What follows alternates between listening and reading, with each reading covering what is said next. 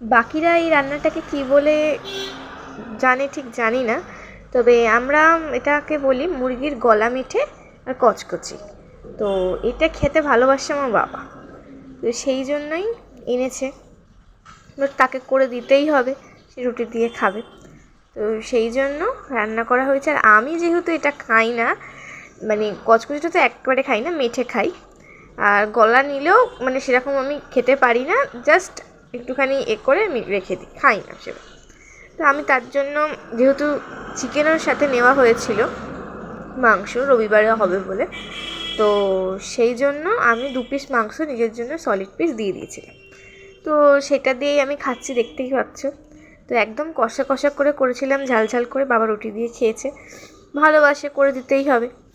তো শীতকালের রাত্রি ভালোই লাগবে, অনেকেই এটা খেতে খুবই ভালোবাসে, মাংসের থেকে বেশি ভালোবাসে। যাই হোক, আমার মাও ভালোবাসে, আমি খুব একটা ভালোবাসি না বলে আনা হয় না, একেবারেই আনে না। তো এনেছে যখন করেছি, তো একদম কষা কষা ঝাল ঝাল করে, আর আমি তো ভাতের সাথেই পছন্দ করি।